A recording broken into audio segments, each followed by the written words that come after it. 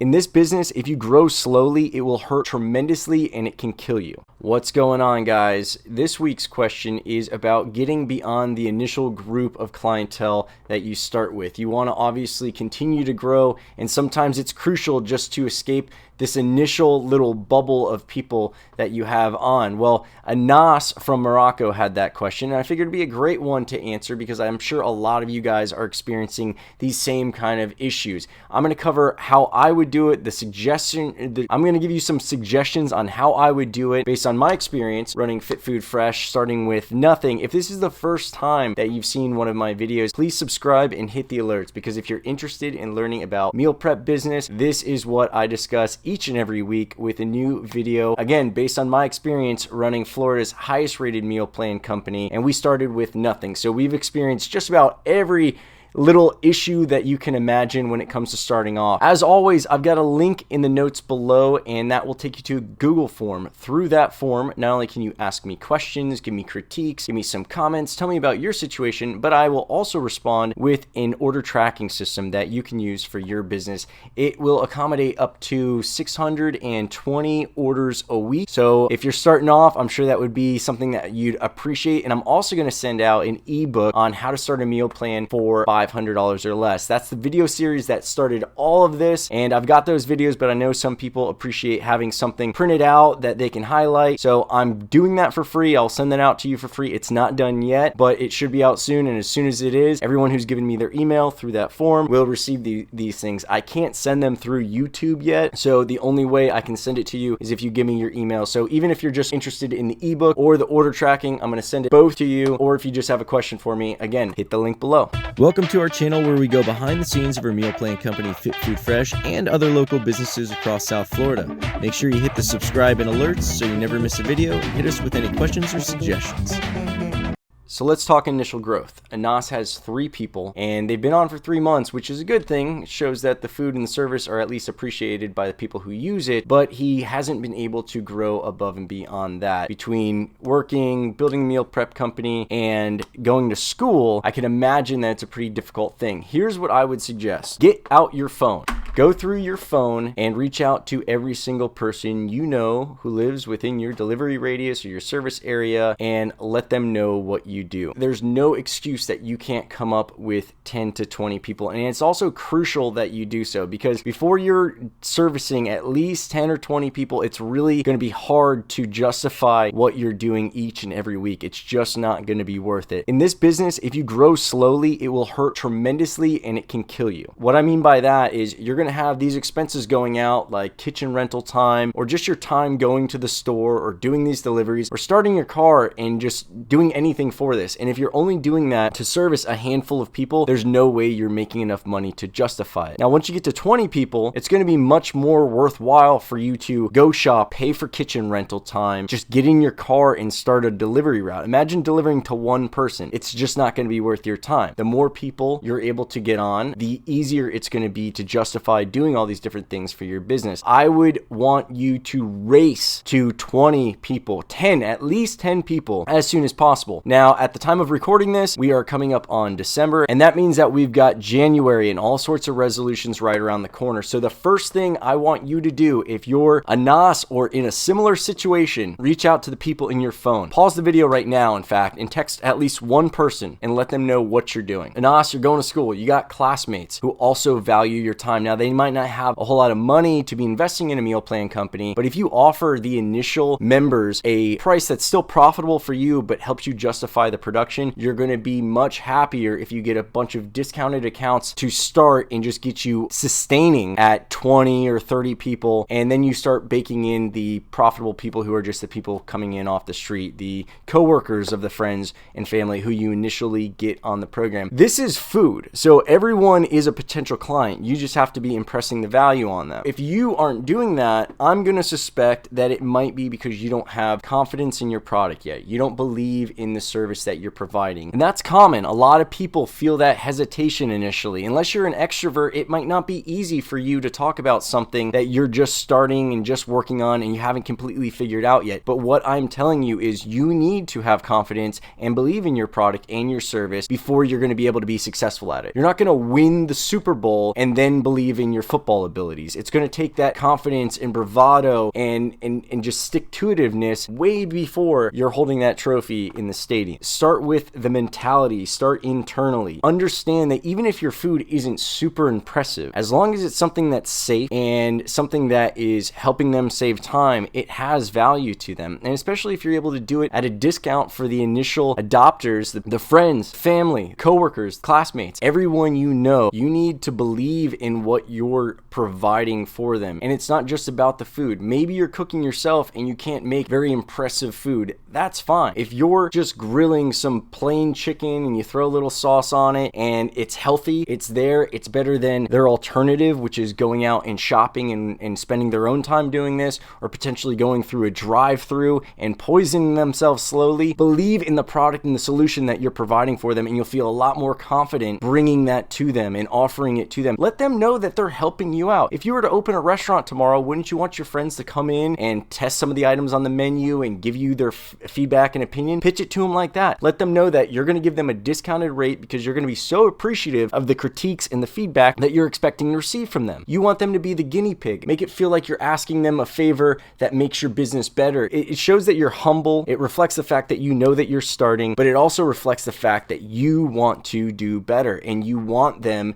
to enjoy the service, and you want to know if they don't and what you can do to improve, and use that for not only your initial adopters but throughout the entire process, as we do. We're always looking for critiques and feedback, and if you built that into your initial DNA with your initial members and you set up that pattern and you're open to it and you don't fight them on it, and you can't be like, well, yeah, we do it this way because of that. If you can do all of those things, it'll be a much more compelling reason for them to get on. They'll feel like they're doing something good for you, and they are. They're supporting your business. They're early investors in your service and in you. But if you're not willing to invest in yourself and you're not willing to put forth the confidence, these people aren't going to see on Instagram that you're making a meal plan company and just beat down your door trying to give you money. You're going to have to approach them and let them know. They might think it's just health food and they just want something that's easy. They just don't understand what the service is that you're really providing. And I'm going to say it again. I know I've said it before. You don't sell food. You sell convenience. Remember that. Even if you don't have the tastiest food on the block, you have something that's there and helps them avoid the drive-through, shopping, cooking, washing dishes, and all that other stuff that they have to deal with in their regular life each and every day, several times a day. Have confidence. Understand what you're providing to them, convenience, and that everything else can be changed. But getting them onto the program, getting their feedback, changing the menu accordingly, adding new items, that's all part of the process. But it starts with you having the confidence to pick up your phone, to get on the internet, to reach out to your friends and family and whoever else on Facebook, even some strangers. Everybody eats. One thing you have to realize in this business is there's different thresholds of profitability,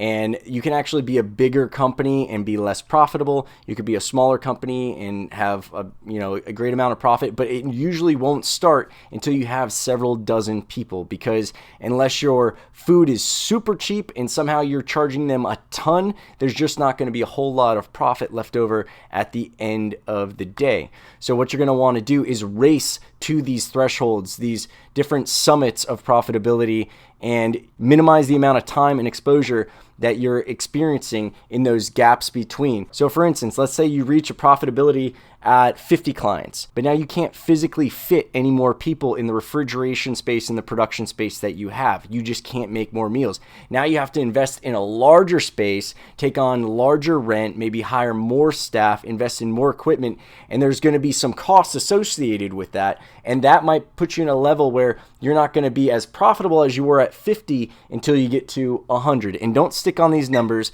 because they mean nothing. It's all dependent upon your size, your menu. There's so many variables. How many people you need to complete certain menu items, how many SKUs you have, the orders. There's so many variables. But just to give you an example, keeping everything the same, a company might experience more profit at a smaller level until they reach a substantially larger level and a substantially higher amount of volume of meals going out and transactions basically being done. So keep that in mind. Now, you want to sprint between these gaps. That first gap, let's call it 20 people. Let's call it 30 people to be safe. Let's be conservative. You want to sprint to 20 or 30 people, because everything below that is you losing sleep and driving to source products, and like you're not able to get shipments of food. So now you have to go drive around and shop in multiple different places, and things are just so much less efficient at a smaller level that being at that level will just kill you. Even if you're making money, it will drain the life out of you. So you want to race to that first level. Like I've mentioned in another video, if I were to go back, I wouldn't start again until I had 20 or 30 people committed. Another thing you have to be concerned about is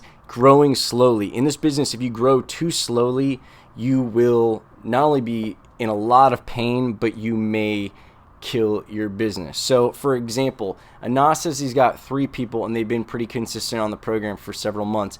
Eventually, they're going to stop ordering, or some of them are going to stop ordering. This guy might move away. This guy gets married and he and his wife now cook at home and he doesn't need a meal plan. And then this guy is just bored of your food or whatever. They might leave at different times, but things happen in life, and the reality is it's just safer for you to assume that everyone has a ticking clock, and as soon as that expires, they will leave your program, they will leave your service, and your job is just to replace these guys before they leave and not after. If you're replacing these 3 guys after they leave, you're going to be in trouble. Now, if you're able to pick up 3 people every week consistently, and then they have an average lifespan of 3 weeks, you know that your company is going to max out at what? Like 9, maybe 12 if you start improving some things, but without increasing your retention or increasing your acquisition, that 3 and 3 will eventually cap out at a 9 to 12 limit, because again, they have an average lifespan of 3 weeks. You're only picking up 3, and I'm just using those numbers to be easy. Eventually, you're just going to be losing as many as you pick up. So 3 a week are leaving because they have a 3-week lifespan. 3 a week are coming on, and you've just capped out at 9 or 12 or whatever the number is. And now you can't get beyond that unless you start picking up 4 a week or start losing 2 a week. And then it'll be offset because you're picking up 1 more than you're losing. This is a very dumbed down version, and I don't want you guys to stick to any of these numbers that I've used in this. The things I want you to focus on are growing as fast as possible and being aware of the summits of profitability. Understand where your current situation will have limitations. If you're renting time in a kitchen that's not yours, eventually you're going to have to get your own space, right? Now, your rent and your other costs are going to go up. Eventually, you're going to have more people manufacturing the food, which means all of a sudden there's a significant jump in your salary expenses. If you go from cooking the food to yourself to hiring a chef for 60 grand, your labor costs just doubled, okay? Now, until your company doubles, that isn't offset. So you have to think about these things and these different hurdles that you're going to experience and how to get around them and get over them and through them as fast as possible. All right, that's all I've got for you. Thank you again for watching. Hopefully that answered some of your questions and put some more thoughts in your brain. If you haven't hit the subscribe and alerts yet, I'd like to know why. Go ahead and shoot me a comment, question, critique, or whatever else through that link that I mentioned below. In return, I will send you the order tracking system I created and the ebook as soon as it's done. Who knows? It may be done. I'm filming this video now, which is the past to you, so it may already be done. It may be awesome. You don't know what you're missing out on. So check out the link below and we'll find out together, won't we? As always, I appreciate you guys so much. I think I'm at 143 followers now, subscribers, and that's a crazy number to me. I know it's a very small number. Appreciate each and every one of you. Check out the other links and whatever videos that I put around here. It's a new little trick I just learned called end screens. And subscribe. Don't forget, subscribe. Link below. See you guys later.